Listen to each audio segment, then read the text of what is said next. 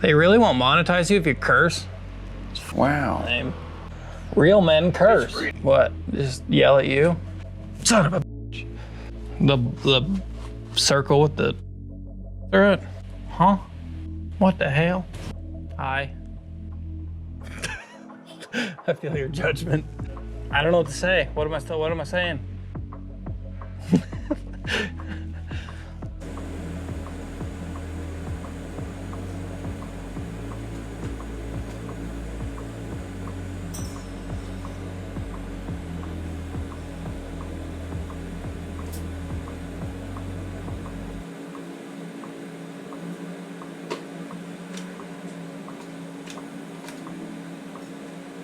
Welcome back. Episode 3, building a tube chassis Type 3 Squareback. Last time we were here, we hadn't done the whole front of the car, and then the rest of the chassis was all just tacked together. Last few days, I've been Tig Welding the entire cage, and early last week, we did the rest of the front of the car so that we could mount all of our control arms in the next couple weeks.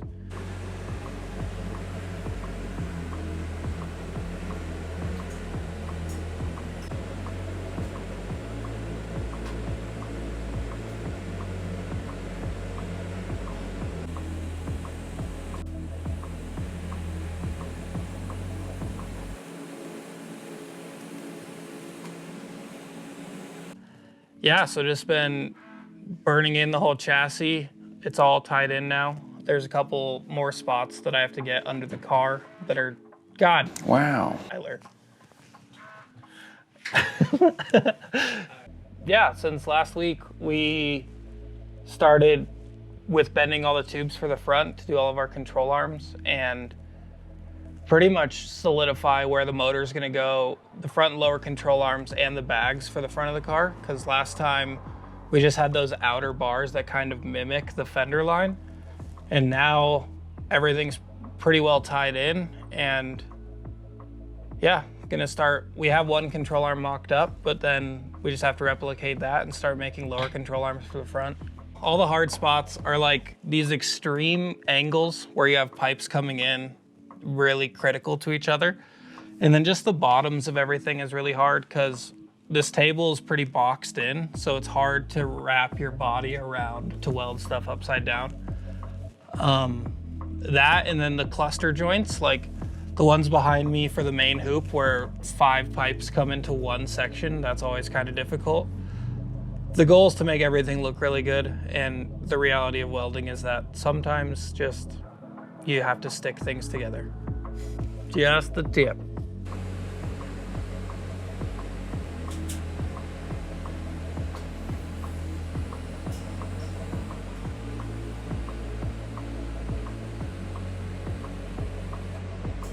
Little stuff. Sexual job.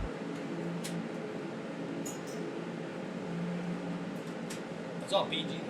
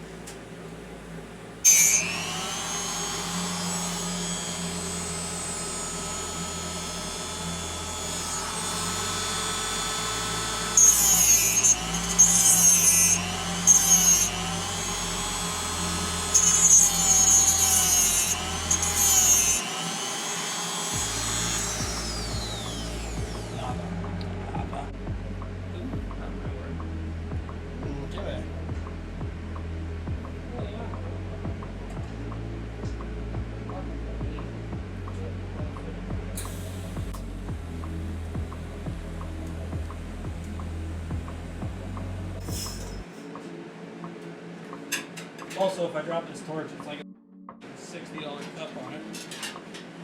This is sketchy.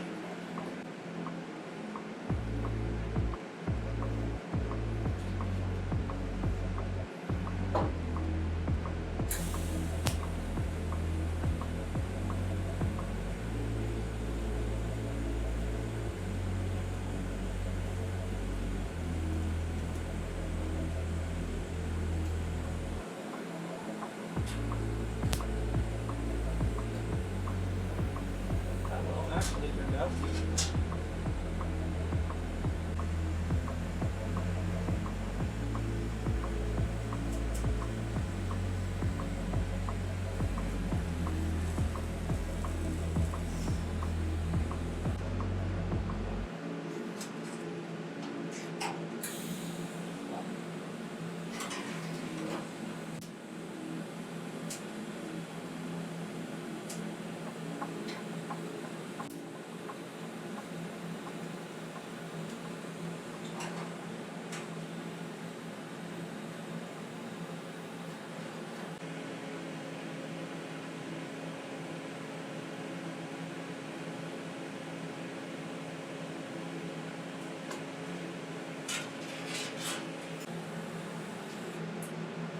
This side's done.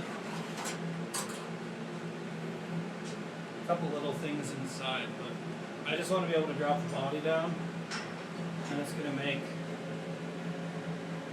like doing these ones way easier with the body dropped. So yeah, for the more difficult parts of the frame, this body actually bolts to this frame with hex heads on the bottom, kind of like the factory pan would.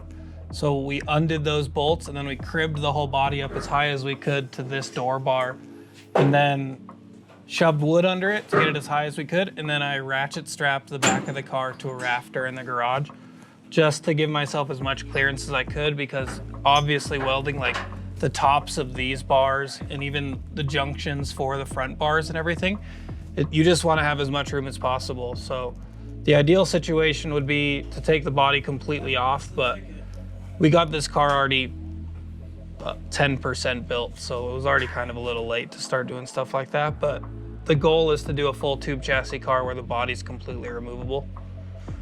On this car, we kind of settled for having a fully removable front end. So that's why we wanted the car to be drivable with fenders and a hood, but we also want it to be completely drivable without them. And we want it to match the shape of the car, because a lot of these tube frame cars, people will just kind of triangle stuff off and box everything out, and you'll lose the shape of the car without fenders on.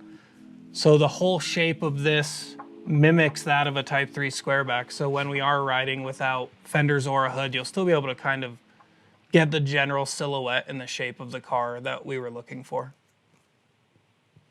Not to rant. Okay, so now that the tube chassis is mostly welded, it'll be finished in the next day.